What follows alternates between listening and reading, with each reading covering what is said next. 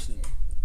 তো এই কোষটার একটা চিনার সিস্টেম হচ্ছে যে এখানে সবসময় দুইটা পাত্র এখনো থাকবে, যার মাঝখান থাকবে একটা লবণ সেতু। এটাকে বলতে পারি আমরা কি লবণ সেতু। এই লবণ সেতু সাধারণত তৈরি হয়ে থাকে সোডিয়াম নাইট্রেট, KCl এগুলো দ্বারা। তো এটার কাজ হচ্ছে যে যদি কখনো এই বিক্রিয়া যখন চলার সময় যদি বন্ধ হতে যায় তখন এই লবণ সেতু বিক্রিয়াটাকে চলমান করে দেয়। আর এই ক্ষেত্রে আমার যে কোনো একটা পাত্রে থাকবে অ্যানোড এবং ওই অপর পাত্রে থাকবে কি একটা ক্যাথোড।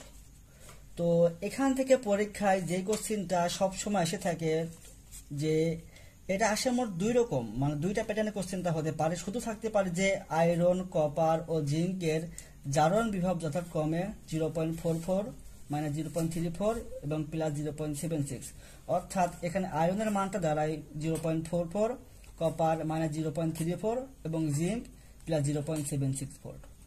তো এই ক্ষেত্রে আমরা যদি এটাকে সাজাই লিখি, জারণ বিভব কথাটির অর্থ হচ্ছে যে সবসময় স্ল্যাশ চিহ্নের পরে আয়ন থাকবে। তো তোমরা যদি এখানে পরীক্ষায় সাপোজ আসে যে এখানে বিজারণ বিভব, তখন কি করব, তখন সবসময় মনে রাখবা যে স্ল্যাশ চিহ্নের পূর্বে আয়ন দিয়ে মানগুলো বসাই দেবা। কিন্তু এখন আছে জারণ বিভব, তাই এখানে মানগুলো সব ঠিকভাবে দেওয়া আছে। তো 1 নম্বরে দেওয়া আছে আয়রন। সো আমি এখানে লিখতে পারি যে আয়রন 2+। এখন কথা হচ্ছে 2+টা কেন হলো, কারণ যেহেতু আমার এই পাত্রের মধ্যে দিয়ে আছে আয়রন সালফেট, যদি আয়রন সালফেটকে আমরা ভাঙি বা ফেরাস সালফেট ভাঙলে কি পাওয়া যায়, Ap2+ পাওয়া যায় প্লাস SO4 2- পাওয়া যায়। সো এই ক্ষেত্রে যেহেতু Ap2+ আছে, সুতরাং আমি এই ক্ষেত্রে Ap2+ দিয়ে কাজ করব। সো এটাকে সাজায় লিখলে পাওয়া যায় Ap2+, যার মান প্লাস 0.44 ভোল্ট, কপারের মানটা দিয়ে আছে মানে 0.34 এবং জিঙ্কের মানটা দিয়ে আছে প্লাস 0.76 ভোল্ট। এবং পাত্রের মাঝে দেখা যাচ্ছে যে কয়েকটা মোলার দিয়ে আছে। এই পাত্রের মোলার দিয়ে আছে 0.7 মোলার, যেটা আমি এখানে লিখছি, এবং এখান থেকে 0.5 মোলার, সেটা আমি এখানে লিখছি। আর জিঙ্কেরটা আমি দিয়ে রাখছি কারণ জিঙ্ক দিয়ে আমি একটা ঘর নাম্বার তৈরি করব। তো এখানে পরীক্ষায় কোশ্চেন যেটা আসবে, ঘ নাম্বার কোশ্চেন দিয়ে দেবে যে উদ্দীপকের কোষটির তড়িৎ চালক বল বের করো, এবং ঘতে কোশ্চেনটা আসবে যে অ্যানোডের যে এই অ্যানোডের দ্রবণটা অর্থাৎ আয়রনের দ্রবণটাকে আমি জিঙ্কের পাত্রে রাখতে পারবো কিনা। এই কোশ্চেনটা সবসময় সব থেকে বেশি আসতে দেখা যায়। অথবা এখানে আরেকটা কোশ্চেন আসতে পারে যে এই যে 3 নং দ্রবণটা, এখানে আরো দুইটা দ্রবণ দিয়ে আছে, যে বলতে পারে 3 নং দ্রবণটিকে উদ্দীপকের কোন পাত্রে রাখা যাবে, অর্থাৎ 3 নং দ্রবণটিকে আমি 1 নং পাত্রে রাখতে পারবো অথবা 3 নং দ্রবণটিকে আমি 2 নং পাত্রে রাখতে পারবো কি না। তো এই ম্যাথটা করার সময় আমার একটা টার্ম মনে রাখা লাগবে যে যেখানে পাত্র উল্লেখ থাকবে সেই পাত্রটিকে সবসময় আমরা কি ধরবো, অ্যানোড ধরবো। এটা সবসময় মনে রাখা লাগবে, কারণ সেই পাত্রের মান ছোট হোক বড় হোক কোনো সমস্যা না, সবসময় সেই মানটাকে আমার কি অ্যানোডে ধরা লাগবে, এবং অপর মানটা হয়ে যাবে ক্যাথোড। তো আমি এখন এখানে ম্যাথ করে দেখাবো যে কিভাবে তোমরা ম্যাথটা করবা। আমি আগের ম্যাথটা একটা করে দেখাচ্ছি কিভাবে ম্যাথটা বের করতে হয়। তো এটা একটি ব্যতিক্রম ম্যাথ, কারণ এটা হচ্ছে তড়িৎচালক বল, অর্থাৎ এটাকে আমরা বলতে পারি কি শর্টকাটে EMF, অর্থাৎ ইলেকট্রিক ম্যাগনেটিক ফোর্স। গত চাইতে পারতো যে কোষটির EMF বের করো, এটাও পরীক্ষায় আসতে পারতো, দুইটার অ্যান্সার হবে একই। তো এখন আমি যখন EMF বের করতে যাব তখন সূত্রটা দ্বারাই কি ই সেল আমার বের করতে হবে, ই সেল। তো এর এখানে আমার 3টা সূত্র দেওয়া আছে, সূত্রগুলো আমরা খেয়াল করি। প্রথম সূত্র দেওয়া আছে কি ই সেল সমান সমান E0 sell minus RT/NF loan, এখানে যে জারণটা থাকবে সেই জারণের ঘনমাত্রা বাই বিজারণের ঘনমাত্রা, অর্থাৎ দেখতে হবে এর মধ্যে আমার কোনটা অ্যানোড যাবে কোনটা ক্যাথোড যাবে। তো এই ক্ষেত্রে তাদের ঘনমাত্রাটা আমার ইউজ করতে হবে। এখানে বইতে আরো দুটো সূত্র দেওয়া আছে যে ই সেল সমান E0 sell plus 2.303 RT/NF log জারণের ঘনমাত্রা বাই বিজারণের ঘনমাত্রা। আর একটা সূত্র দেখা যায় যে 3 নম্বর সূত্রটা কি ই সেল সমান E0 sell minus 0.592/N log জারণের ঘনমাত্রা বাই বিজারণের ঘনমাত্রা। তো 3টা সূত্র তো মুখস্থ রাখা তোমাদের জন্য অনেকটাই টাফ হয়ে যাবে। তো আমি সাজেস্ট করবো সবসময় একটা সূত্র মনে রাখবা, সেটা হচ্ছে কোন সূত্র, ফার্স্ট সূত্রটা। এই সূত্রটা সব থেকে ইজি সূত্র এবং তুমি এটা ইজিলি করতে পারবা। সূত্রটা হলো কি ই সেল সমান E0 sell minus RT/NF loan জারণের ঘনমাত্রা বাই বিজারণের ঘনমাত্রা। আমি এখন এটা দিয়ে ম্যাথ করে তোমাদের দেখাবো কিভাবে ম্যাথটা তোমরা করতে পারবা। তো ম্যাথে আসে এখন আমরা এই ক্ষেত্রে আমার ই সেলটা বের করতে হবে, যাকে বলতে পারে কি EMF। তো এই সূত্রটা করার সময় আমার প্রথমে এখানে কোষ বিক্রিয়া করতে হবে, অর্থাৎ এই কোষের ভিতরে আমাদের কি কি কাজ হয়েছে এবং এখানে আমরা অ্যানোড কাকে নেব, ক্যাথোড কাকে নেব। তো কোষ বিক্রিয়া শুরুর আগে প্রথমে আমাদের দেখতে হবে এখানে অ্যানোডে কে যাচ্ছে বা অ্যানোডে কাকে বিক্রিয়া করব। তো আমি কিন্তু আগেই বলেছি যে এই কোষটার মধ্যে আছে আয়রন এবং কপার, অর্থাৎ আমার 1 ও 2 নং বিক্রিয়া নিয়ে কাজ করতে হবে। তো যেহেতু 1 নং বিক্রিয়াটিতে দেখো সিলাসের পরে আয়ন দিয়ে আছে, অর্থাৎ আমি কিন্তু আগেই বলছি যে যদি সিলাসের পরে আয়ন থাকে তাহলে যার মানটা বড় হবে সেই মানটা হবে কি অ্যানোড, আর যদি পূর্বে আয়ন থাকে তাহলে ছোট মানটা হয় অ্যানোড। যেহেতু আমার পরে আয়ন দিয়ে আছে সুতরাং আমার এই মানটা বড়, তাই আমি এটাকে অ্যানোড হিসেবে কাজ করব। তো এখন অ্যানোডের বিক্রিয়া তাহলে কি ঘটতে পারে, অ্যানোডে সবসময় ঘটে কি, অ্যানোডে জারণ ঘটে। জারণটা কার ঘটে, আমি আগেই বলছি যে ছাড়ন, জারণ, গ্রহণ, বিজারণ, অর্থাৎ অ্যানোডে জারণ ঘটলে সেই ইলেকট্রনটা সবসময় ত্যাগ করবে, অর্থাৎ এখানে লেখা যায় যে Ap-2 ইলেকট্রন Ap2+। এখন কোশ্চেন আসতে পারে এখানে -2 ইলেকট্রন কেন দিলাম, যেহেতু আমার এখানে 2+টা দিয়ে আসছে সুতরাং আমি এখানে -2 ইলেকট্রন দেব। দেন আরেকটা করব ক্যাথোড। এখন ক্যাথোডে কি আসতে পারে, ক্যাথোড যখন করব এই ক্ষেত্রে তাহলে ক্যাথোডটা যাবে কি, ক্যাথোডে ঘটবে কি বিজারণ, আর এখানে যাচ্ছে কে কপার যাবে। তো কপারটা লেখার সময় যেহেতু ক্যাথোডে ঘটে বিজারণ তাই আমি এখানে copper2+টা আগে লিখব। দেন কপার কি করে, ইলেকট্রন গ্রহণ করে, কারণ বিজারণ সবসময় ইলেকট্রনটা গ্রহণই করবে। তো এখানে +2 ইলেকট্রন শুধু কপার, এটা দেবো 1 নং সমীকরণ, এটা দেবো 2 নং সমীকরণ। এখানে আমরা একটা কোষ বিক্রিয়া তৈরি করবো যাকে লিখতে পারি সামগ্রিক কোষ বিক্রিয়া। দেন এখানে একটা দাগ দেব। এবার এখানে কি হতে পারে যে এখানে আমার ইলেকট্রনটা ভ্যানিশ করতে হবে, যেহেতু আমার এই ক্ষেত্রে ইলেকট্রনটা সমান আছে সুতরাং এই ক্ষেত্রে এটা এমনিতেই ভ্যানিশ হয়ে যায়। যদি সাপোজ কখন ইলেকট্রনটা ভ্যানিশ করা না যেত, সাপোজ যদি এখানে ইলেকট্রন থাকতো যে 1টি ইলেকট্রন, এখানে থাকতো 3টি ইলেকট্রন, তাহলে কি করতাম, এখানে আমি 1 নংকে 3 দ্বারা গুণ করে নিতাম। কিন্তু এখানে আমার কোনো সমস্যা নাই, তাই এখানে কোনো গুণ করা লাগতেছে না, যা আছে সেটা বসাই দেব। পাচ্ছি কি Ap, এই সাইড আর কি আছে copper2+, এখানে পাচ্ছি Ap2+ প্লাস কপার। এখন আমরা কি করতে পারবো, এখন আমাদের কাজ হবে যে E0 সেলের মান বের করা। কারণ কি আমি আগেই বলছি যে ই সেল বের করতে হলে তোমার অবশ্যই E0 সেলটা বের করতে হবে। এখানে দেখো সূত্রটা খুব ভালো করে লিখছিলাম যে ই সেল সমান E0 সেল মাইনাস RT/NF, জারণের ঘনমাত্রা বিজারণের ঘনমাত্রা, মাঝখানে একটা লন হবে। তো এখানে যেহেতু আমার E0 সেলটা আছে সুতরাং আমার কাজ হবে E0 সেলের মানটা আগে আমি বের করে নেব। তো E0 সেলের সূত্র কিন্তু আমি আগেই শিখিয়ে দিয়েছি যে কি হবে, যে E0 anode plus E0 cathode. তো এই ক্ষেত্রে আগের মতো সেম কাজ করব, যে এখানে অ্যানোডে কি হয়েছে,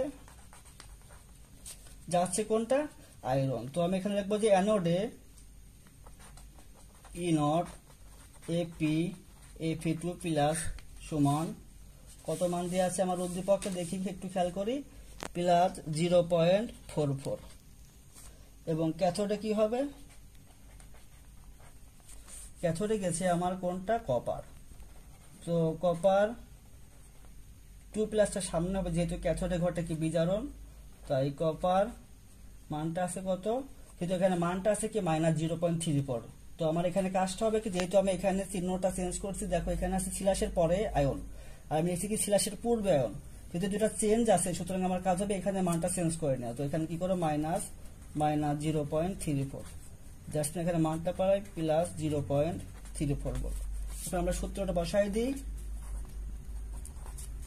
এখানে পাইছি Ap2+, এখানে পাইছি কি copper2+ স্ল্যাশ কপার, এর মানটা বসাই দাও +0.44 +0.34, মানটা তাহলে কত 0.78, দ্যাট ইজ E0 সেলের মান। এখন আমার যাইতে হবে ই সেলের ক্ষেত্রে। আমি কি করব, এখন আমার কাজ হবে যে যেহেতু আমার ইনভার্স সেলের মানটা 0.78 ভোল্ট পেয়ে গেছি, তো এখন আমি যাব মেন সূত্রে, যে সূত্র চাইছে কি ই সেল বা ইএমএফ। তো এখানে আমি লিখতে পারি যে ই সেল ইকুয়াল টু, যে আমি আগে দেখো লিখছিলাম যে এখানে তিনটার মধ্যে আমি কি বলছি, সবসময় এই প্রথম সূত্রটা কিন্তু অ্যাপ্লাই করব। তো সূত্রটা দাঁড়াচ্ছে যে E cell equal to E nought cell minus RT by NF, এখানে দেবো লন। এখন দেখো তোমার আগেই বলছি যে এই ক্ষেত্রে জারণ ঘটছে কার, আয়রনের। সো আমি এখানে লিখবো জারণটার ঘনমাত্রা, এখানে জারণের আয়ন ফর্মটা লিখতে হয় যে Fe2+, আর নিচে লিখতে হয় বিজারণের ঘনমাত্রা, অর্থাৎ বিজারণটা কি হয়েছে কপার 2+, তাই এখানে লিখবো কপার 2+ এর ঘনমাত্রা।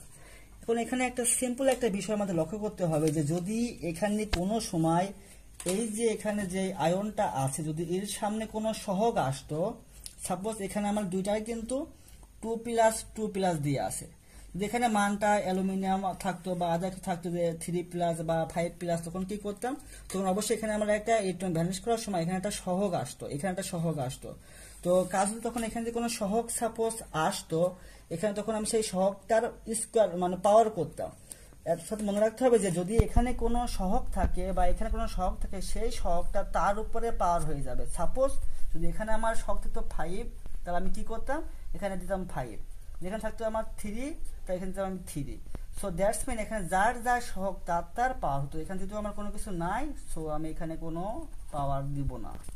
এবার আমি কি করব, এগুলাকে আমি এখন ইন্ট্রোডিউস করাই দেবো যে এখানে কার কি কাজ বা কার কি নাম।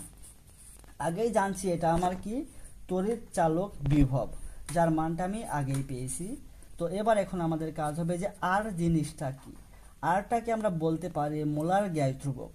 এখন অনেক সময় হয় যে তোমাদের আর এর মানটা নিয়ে হয় কনফিউশন, যে এখানে আমি আর এর কোন মানটা ইউজ করব।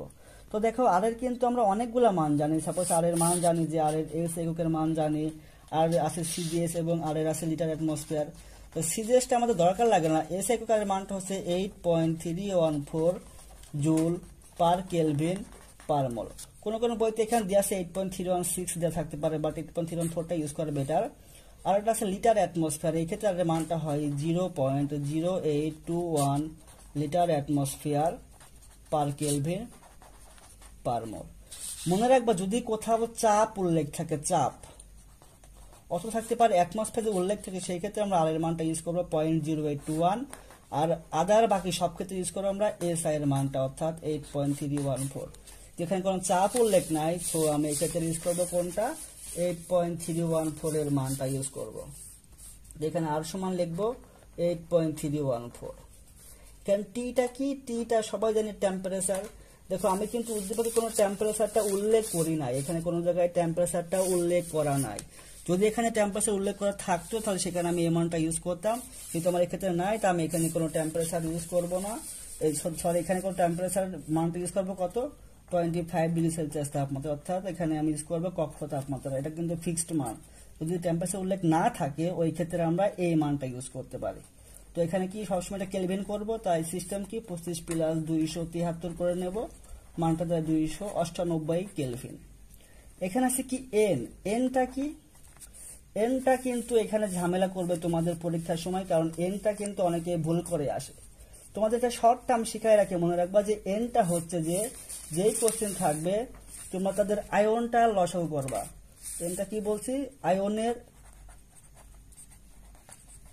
লসাগু করবা, কারণ এখানে তোমাদের যেই আয়নটা থাকবে, এখন দেখো আয়ন দেওয়া আছে 2, কপারেরও কিন্তু 2, তো 2 এবং 2 যদি আমরা লসাগু করি তার মানটা কত পাই, 2 কিন্তু পাই।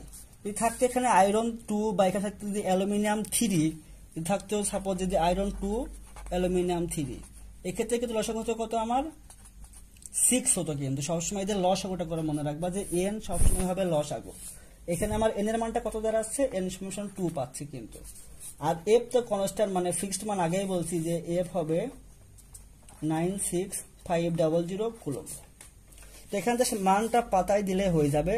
তো কি সিস্টেমে করবা, এর মানটা পাইছি কত 0.78 ভোল্ট পাইছি, মাইনাস আর এর মানটা এখানে কত পাইছি 8.314, টি পাইছি 298, এখানে এনটা পাইছি কত 2, এরপর আমার 96500 লন। এখানে কাজটা হবে যে এখানে দেখো আয়রনের একটা মান দিয়ে আছে পাত্রের মধ্যে বা পাশে থাকতে পারে 0.7 মোলার, কপারের মান দিয়ে আছে 0.5 মোলার। এখানে সেই মানটা বসাই দেবো যে উপরে হবে 0.7, নিচে হবে 0.5। তো এখন কাজটা হচ্ছে যদি এখানে দিতে আমার কোনো শখ ছিল না এই সামনে, তাই এখানে কোনো স্কোয়ার বা পাওয়ার কোনো কিছু হয় নাই, এখানে যার যার মান ছিল জাস্ট বসাই দিছি। তোমাদের কাজ হবে সেখানে মানটা বের করলেই যা হবে সেটা হবে। সো তোমরা এখানে যেটা পাবা সেটা হবে তার কিন্তু অ্যান্সার। তো এখন তোমাদের যে কোশ্চেন সাপোজ এভাবে কোশ্চেনটা দিয়ে থাকে যে কোষ্ঠীত্রচলক বল বের করো, তাহলে এভাবে তোমরা সেই বলটা কিন্তু বের করবা। এখন দেখো ঘ নাম্বার কোশ্চেনটা কি বলছি, ঘ নাম্বারটা আমি একদম সঠিক তোমাদের দেখাই দেবো। বলছি যে অ্যানোডের যে দ্রবণটা দিয়ে আছে অর্থাৎ ফেরাস সালফেট যে দ্রবণটা, এই দ্রবণটিকে কি জিঙ্কের পাত্রে রাখা যাবে? তো আমি আগেই বলছি কি যখন পাত্রের কথা উল্লেখ থাকবে সেই পাত্রটাকে আমার সব সময় কিন্তু অ্যানোড ধরা লাগবে। এখানে তাহলে অবশ্যই এপি এবং আমার জিঙ্ক যখন কাজ করব, তো আমার জিঙ্কের পাত্রটা আমার সবসময় কিন্তু অ্যানোডই হবে। তো পাত্রের ম্যাথটা সবসময় করতে হয় একদম ওই ই নট সেলের মানে সূত্রটা, শর্ট সূত্র যেটা E nought cell equal to কি পাইছি, E nought anode plus E nought cathode. তো এখানে লিখবো অক্সিডেশন, এখানে হবে কি রিডাকশন। এটা কিন্তু এখানে মাস্ট উল্লেখ করে দেবা। তো যখন পাত্রের কোনো ম্যাথ আসবে তখন তোমাদের কাজ, যেহেতু এখানে বলছে জিঙ্কের পাত্র দিয়েছে তাই এখানে জিঙ্কটা হবে আমার অ্যানোডে যাবে, আয়রনটা যাবে আমার ক্যাথোডে। তোমরা এই সূত্রে এখানে মানটা বসাই দেবে, আগে যেটা শিখলাম সেই সূত্রে এখানে মানটা বসালে যেটা মান পাবা দেখবো যে এখানে মানটা কি আসে। মানটা যদি এখানে সাপোজ অ্যান্সারটা আসতো পজিটিভ, অর্থাৎ দুটো যখন মানটা বের করবা যদি আমার মানটা এখানে পজিটিভ বের হয় তাহলে ভাববা যে পজিটিভ হলে সেই পাত্রে রাখা যাবে না। কিন্তু কেন রাখা যাবে না? যদি মানটা পজিটিভ হয় তাহলে মনে রাখবো পজিটিভ হলে বিক্রিয়াটি সবসময় ঘটে স্বতঃস্ফূর্তভাবে। যদি স্বতঃস্ফূর্ত বিক্রিয়াটি ঘটে তাহলে সেই ক্ষেত্রে কি হয়, তোমার সেই পাত্রটা কি হয় ক্ষয়প্রাপ্ত শুরু হয়ে যায়। আর ক্ষয়প্রাপ্ত হলে সেই পাত্রটি যখন ফুটো হয়ে যাবে এই ক্ষেত্রে সেইখানে সেই পাত্রটা রাখা যাবে না, কারণ এই সাইডে সেটা বের হয়ে চলে যাবে। আর যদি মানটা আসে আমার এই ই নট সেলের মানটা যদি আমার নেগেটিভ অ্যান্সার বের হয়, অর্থাৎ যদি নেগেটিভ অ্যান্সার আসে তাহলে সেই ক্ষেত্রে বুঝতে হবে যে আমার সেই পাত্রটিতে রাখা যাবে। কারণ যদি নেগেটিভ অ্যান্সার হয় তাহলে বলবা যে পাত্রটি ক্ষয়প্রাপ্ত হবে না, সুতরাং আমার এই দ্রবণটিতে বা ওই পাত্রটাতে আমার এই জিনিসটা রাখা যাবে। তো আমি আবারও বলছি, যদি কখনো এখানে জিঙ্কের পাত্রে বা এখানে যদি যে কোনো মোলের পাত্র উল্লেখ করে সেই পাত্রটাকে আমার সবসময় ধরবো আমরা অ্যানোড, যে আমরা ইনোড সেলের মানটা বের করব। যদি মানটা পজিটিভ বেরোয় তাহলে পাত্রে রাখা যাবে না, আর যদি মানটা নেগেটিভ বেরোয় তাহলে বলবা যে পাত্রে রাখা যাবে। তো এখানে আরেকটা কোশ্চেন ছিল যে বলছিলাম 3 নং দ্রবণটিকে উদ্দীপকের কোন পাত্রে রাখা যাবে। এখানে তোমরা সেম কাজ করবা, 3 নং দ্রবণটির সঙ্গে 1 নং পাত্রের প্রথমে তোমরা ইনোড সেলের মান বের করবা। যখন তোমরা 3 নং দ্রবণটিকে 1 নং পাত্রে প্রয়োগ করবা তখন কিন্তু 1 নং পাত্রটা হয়ে যাবে কি অ্যানোড, কারণ এখানে বলছি 1 নং পাত্র, যেহেতু পাত্র আছে সুতরাং আমার এই দ্রবণটি কিন্তু হবে অ্যানোড। তখন দেখবা যে মানটা কি বেরোয়, যদি মানটা পজিটিভ বেরোয় তাহলে পাত্রে রাখা কিন্তু যাবে না, আগেই বললাম। আর যদি নেগেটিভ বেরোয় তাহলে বলবো পাত্রে রাখা যাবে। আর যখন 3 নং দ্রবণটির সঙ্গে যখন 2 নং দ্রবণটি করবা তখন যেহেতু বলছি এখানে 2 নং পাত্রে রাখা যাবে কিনা, তো অবশ্যই তাহলে 2 নং পাত্রটা হবে কি আমার অ্যানোড। এই ক্ষেত্রেও তোমার সেম সিস্টেমে ইনোড সেলের মানটা বের করবা। যদি এখানেও সেম, যদি মানটা পজিটিভ বেরোয় তাহলে পাত্রে রাখা যাবে না, যদি নেগেটিভ বেরোয় তাহলে বলবা যে পাত্রে রাখা যাবে। আমরা এই নিয়মে এই কোশ্চেনগুলো সলভ করতে পারি। তো মনে রাখবা যে এখানকার সব থেকে যে মোস্ট ইম্পর্টেন্ট হচ্ছে এই ম্যাথটা। তোমাদের জন্য এই ম্যাথটা 99% ইম্পর্টেন্ট ম্যাথ। আশা করা যে তোমাদের নেক্সট যে কোনো পরীক্ষায় এই অঙ্কটা আসবে, ঠিক এইরকম ফরম্যাটেই আসবে।